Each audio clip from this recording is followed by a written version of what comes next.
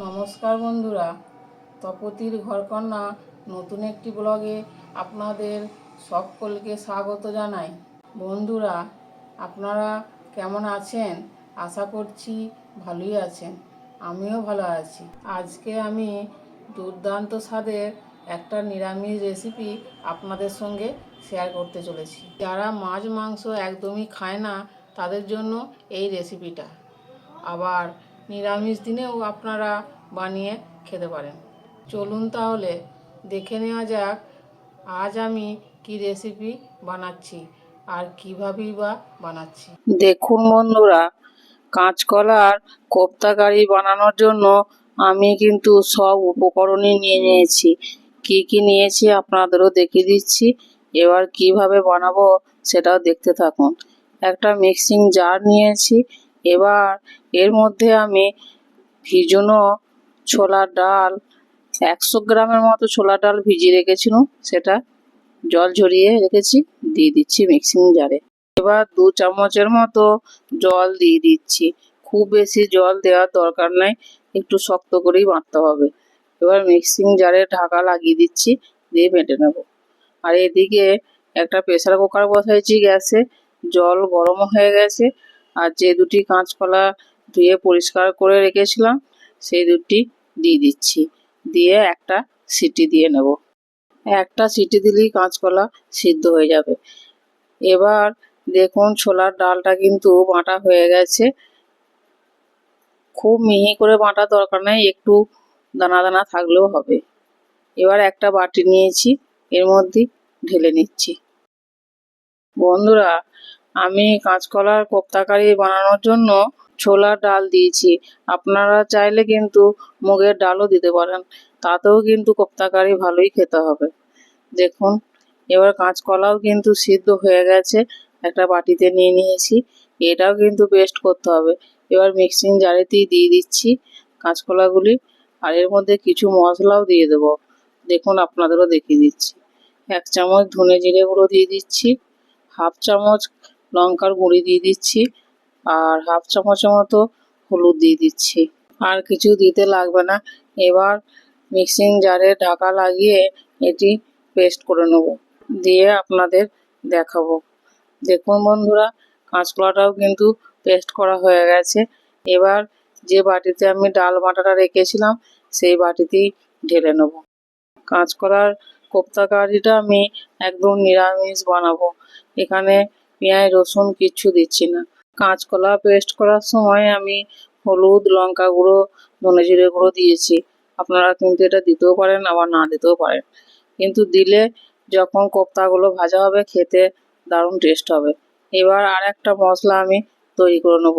2টি টমেটো কুচি দিয়ে দিচ্ছি, আর 1 ইঞ্চির মতো আদা কুচিও দিয়ে দিচ্ছি।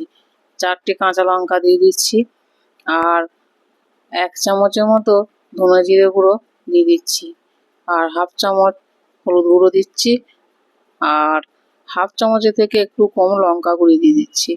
দিয়ে এটাকে সামান্য জল দিয়ে পেস্ট করে নেব, দিয়ে মশলা তৈরি করে নেব। আর কিছু লাগবে না বন্ধুরা, এতেই কিন্তু কোপ্তা কারি মশলা তৈরি হয়ে যাবে। দেখুন বন্ধুরা, এবার কিন্তু মশলাটাও আমার পেস্ট করা হয়ে গেছে, একটা বাটিতে ঢেলে নেব। দেখুন, আপনাদেরও দেখিয়ে দিচ্ছি। বেশি কিছু মশলা লাগবে না, একদম সম্পূর্ণ নিরামিষভাবেই আমি এই কাঁচকলার কোপ্তা কারিটা বানাবো। এর আগেও কিন্তু আমি কাঁচকলার কোপ্তা কারি বানিয়েছি অন্যরকমভাবে। এবার এর মধ্যে 1 চামচের মতো লবণ দিয়ে দিচ্ছি, দিয়ে ভালো করে মিশিয়ে নিচ্ছি। দেখুন, এইভাবে আমি মিনিট 2 মতো ভালো করে ফেটিয়ে নিয়েছি।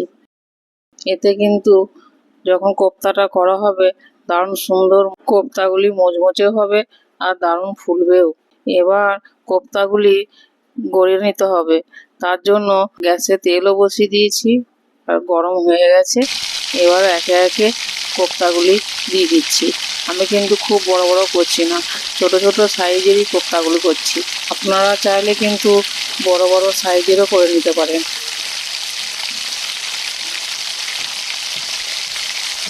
আর কাঁচকলা কোপ্তাগুলি ভাজার জন্য একটু বেশি তেলই লাগে, সেই জন্যই একটু বেশি তেল দিয়েছি, দিয়ে ডুবো তেলে ভেজে নেব। একটু টাইম নিয়ে বেশিক্ষণ দিয়ে ভাজলেই কিন্তু দারুণ সুন্দর ভাজা যাবে। বন্ধুরা, প্রথমে কিন্তু আমি কড়াইতেই কোপ্তাগুলি ভাজছিলাম, তারপরে দেখছি কড়াইয়ে একটু লেগে যাচ্ছে, তার জন্য আবার এই ননস্টিকের প্যানেতে ভেজে নিচ্ছি। দেখুন, ননস্টিক প্যানেতে করলে কিন্তু একদম দারুণ ভাজা যায়, আর উল্টো পাল্টা করতেও কিন্তু দারুণ সুবিধা হয়। দেখুন, আপনাদেরও দেখিয়ে দিচ্ছি। এক পিঠ ভালোভাবেই ভাজা হয়ে গেছে, আর এক পিঠ উল্টে দিচ্ছি। এইভাবেই কিন্তু আস্তে আস্তে গ্যাসটা কমানো থাকবে আর ভেজে নিতে হবে, তাহলে দু পিঠ ভালোভাবে ভাজাও যাবে আর ভিতরটাও কাঁচা থাকবে না। দেখুন বন্ধুরা, বেশ কিছুক্ষণ আমি এইভাবে হালকা হাতে উল্টো পাল্টা করে কোপ্তাগুলি ভেজে নিচ্ছি। একটু সময় নিয়ে ভাজতে হবে, তাহলেই ঠিকঠাক ভাজা হবে। দেখুন, আপনাদেরও দেখিয়ে দিচ্ছি। প্রথমবারে যে কোপ্তাগুলি দিয়েছিলাম সেগুলি ভাজা হয়ে গেছে, এবার একটা থালাতে তুলেও নিচ্ছি। দেখুন বন্ধুরা, কত সুন্দর কোপ্তাগুলি ভাজা হয়ে গেছে, একটাও কিন্তু ভেঙেও যায় না, আর দারুণ সুন্দর ভাজা হয়েছে। এইভাবেই আমি সব কোপ্তাগুলি ভেজে তুলেও নিয়েছি।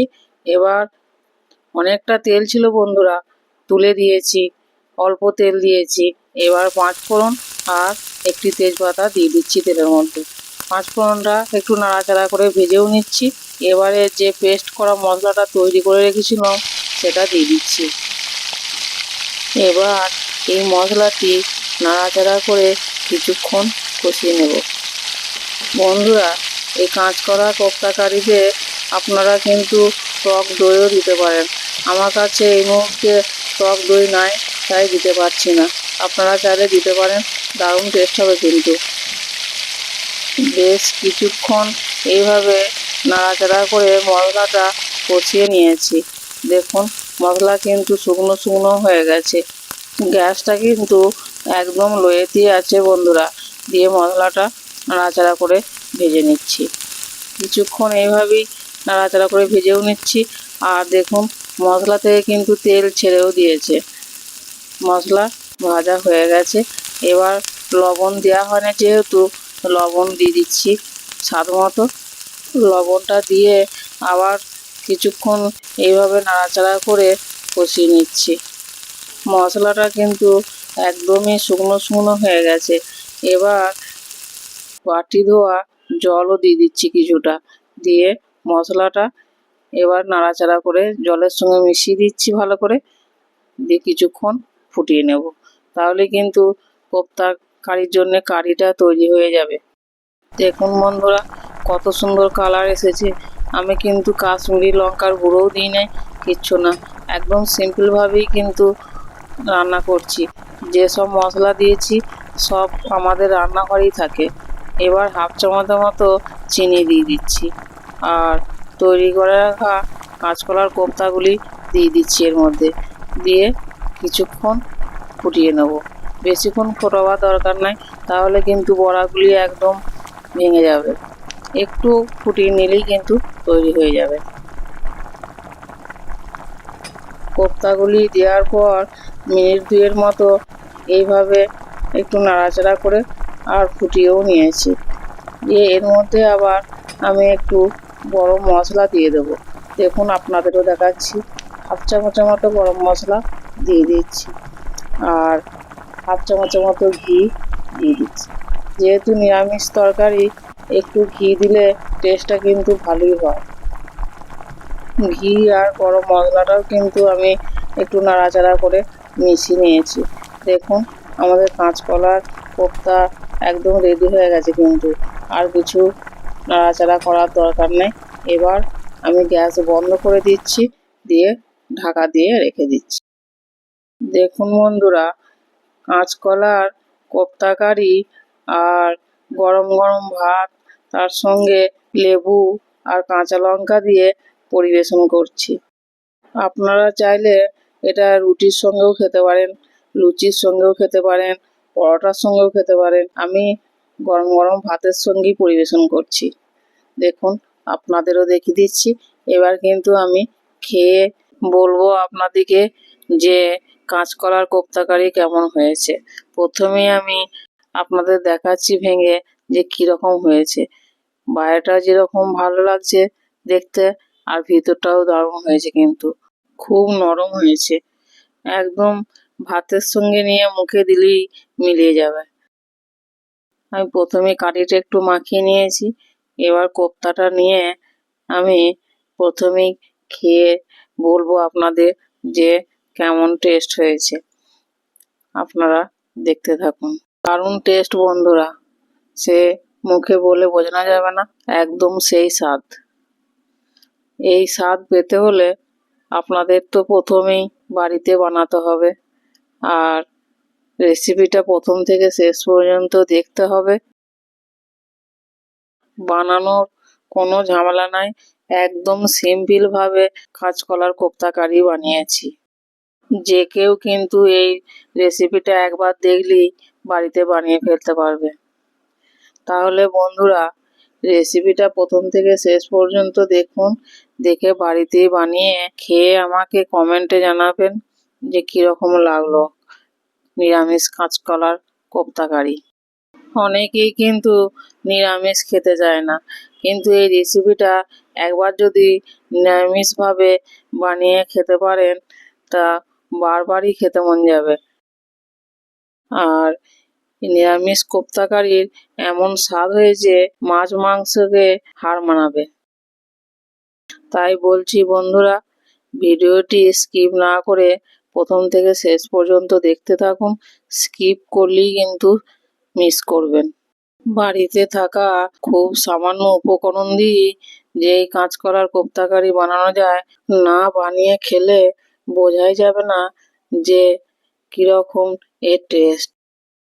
যারা একদমই নিরামিষ খায় আজকের রেসিপিটা তাদের জন্যই। বাজার থেকে বেশি বেশি কাঁচকলা এলে কীভাবে রান্না করব এটা ওটা চিন্তা করতেই সময় চলে যায়। তাই বেশি দেরি না করে এইভাবে কাঁচকলার কোপ্তাকারি বানিয়ে খান, দেখবেন ভালো লাগবে। আর বানিয়ে যাদেরকে খাওয়াবেন তারা কিন্তু খুব খুশি হবে। আর আমার ভিডিও যদি ভালো লাগে তাহলে তো অবশ্যই লাইক, কমেন্ট, শেয়ার, সাবস্ক্রাইব করবেন।